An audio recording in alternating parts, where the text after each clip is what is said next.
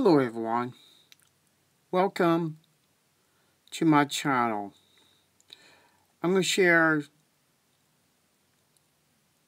a circuit overseer having a discussion in the Kingdom Hall. He has one word and someone shouted out, Jehovah Witnesses, and he said, that's two words. But that's the way Jehovah's Witnesses are toward us. When we try to get them to listen, they only hear what they want to hear, and they don't listen to what we're trying to show them. That's the reason why it's called danger. Do not be deceived. We are the ones, or the victims, that left Watchtower's organization. We was being deceived from the governing body who claimed to be the anointed, chosen ones that's governing 8 million Jehovah's Witnesses. So I'm going to play this talk and we'll take it from there. I have a question for the congregation. Who are you? Are you thinking he's got amnesia? Didn't he just say, welcome to the West Germantown congregation? So I know who you are, but why am I asking that question again? Because I want you to answer that question in one word. Who are you? That's two words. I don't know who said that, but weren't listening to instructions, were they? In one word. One word. Now that question, to only two chances, that question was also one that needed to be answered way back in the first century congregation of Corinth. And as we open our Bibles to 1 Corinthians chapter 3 and verse number 5, it was such an important question that the Apostle Paul inserted himself into the question along with his good friend and spiritual brother Apollos. And notice how the question is raised or phrased. 1 Corinthians chapter 3 and verse number 5. What then is Apollos? Guess what is Paul? And there's your one-word answer. Ministers, through whom you became believers, even as the Lord granted each one. So they knew who they were. They were ministers, and they had the unique privilege of working as a minister to help other people to become believers. Now we have that same privilege today. And we need to stay focused on what we really are as God's fellow workers. We are ministers. And it is our objective to help other people to come into the truth. That's the essence of our work in the last days, in the little bit of time that's left in this system. And since there's such little time, should that work take on a sense of urgency as never before?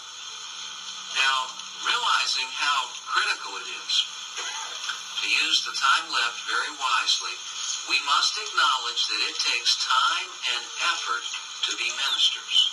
And that's exactly what Paul's illustration in verse number 6 really highlights, the effort and the energy that is required to be a minister. Notice the three steps that he mentions there. He says, I planted, Apollos watered, but God kept making it grow. So we can isolate those three steps, can't we? Planting, that's serious labor, isn't it? And in the ministry, planting is contacting people for the first time and planting a seed of kingdom truth in their heart. And Paul was apparently very good at planting. But watering was something that Apollos was more skilled in. And watering in preaching or in our ministry is when we follow up interest. And we further conversations by having Bible studies. Paul planted, and then the eloquent Apollos could water and cultivate interest, and Bible studies were started.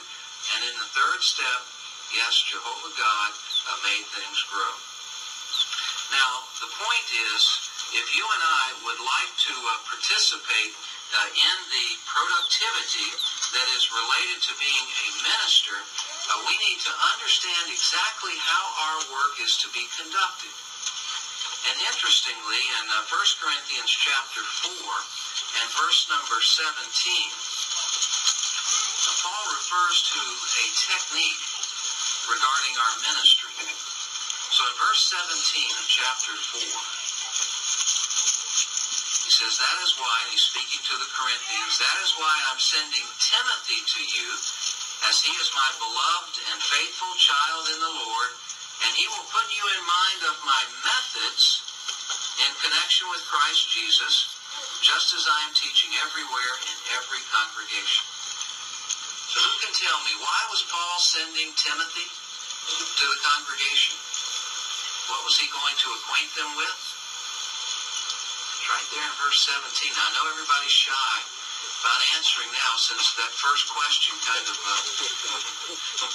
went sour a little bit. All right, this sister here in the purple dress. Timothy was going to talk to appreciate the method. Yes, and Timothy apparently was well acquainted with those methods because he had spent 5 years with the Apostle Paul, and he noticed and observed how he was conducting Bible studies and cultivating interest, and so he could teach people those methods. You know what a method is?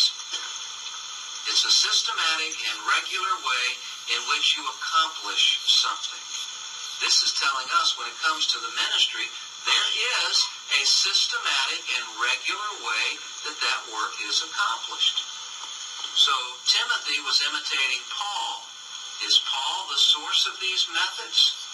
Actually, Paul wrote later in the Bible, become imitators of me, even as I am of the Christ. So if we're going to find out what these methods are and incorporate them, where do we have to go? We've got to go back to the great exemplar and minister Jesus Christ to see how he conducted the ministry and how he ordered us to carry it out. So let's go back to Matthew chapter 10 and see if we can find out some interesting features of our ministry and how we can actually put them into practice today so that we can help others to become believers. Now, Matthew chapter 10 and verse number 5, in this service meeting that was conducted by Jesus with his first group of ministers that he was sending out into the field, verse number 5 says, these 12 Jesus sent forth, giving them these orders. So he was quite strict regarding these methods. In fact, he ordered them to do it this way. Here's the method, here's the system, and I order you to do it just like this. Now, would you be interested in knowing the first order that Jesus gave regarding the ministry? Well, that's found for us up in verse number 11. He tells them, into whatever city... Let's stop there for a second. He ordered the disciples to do the preaching work. I don't think Christ ordered his disciples. They volunteered because they seen who he was. He was the Son of God.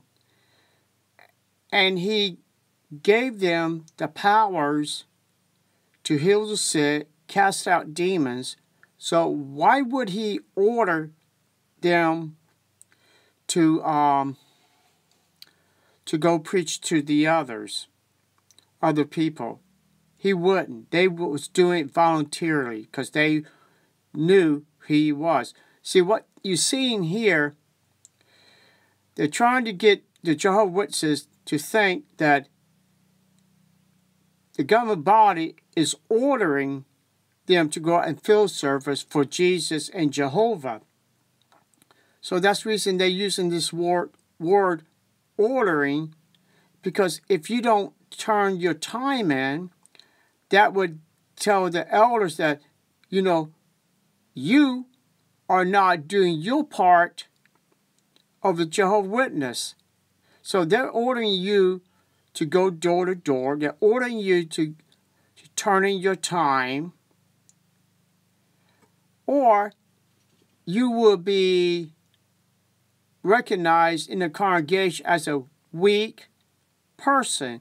And when you got weak person in a congregation, people will look down on you because you are not being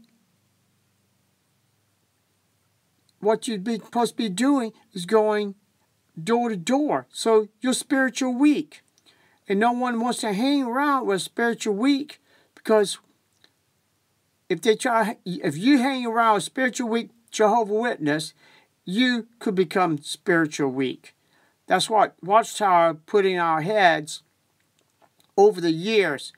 Always go out with the ones who is spiritual strong, like a pioneer or someone like that. But don't go out with somebody that got 1 or 2 hours a month. So let's continue. Or village you enter, search out who in it is deserving, and stay there until you leave.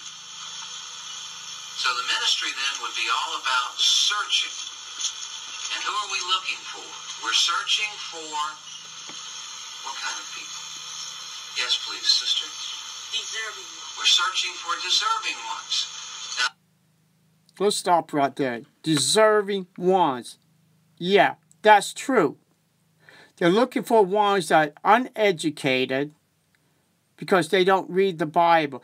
They're looking for ones that went through mental abuse, through anything that put them down on the bottom, that they can't hardly get up because of depression. So those are the type of people they are looking for, that will build them up, make them believe that they will have true friends, family, if they join the Jehovah's Witnesses. People, we was Jehovah's Witnesses. We believed in those 7 men. We know who they are. We know what they are. So we're trying to get Jehovah's Witnesses or anyone to wake up and realize that the danger of being a Jehovah's Witness, you will lose everything. You'll give up everything. Just like my mom gave up her mother for the witnesses, because my mother did not want to hear about Jehovah's Witnesses. She didn't want to become a Jehovah's Witness, so my mother turned her back. And I remember my mom was in tears because she rejected her mother. Rejected her mother after she left this organization. People, you give up too much. A bunch of this stuff is 100% lies.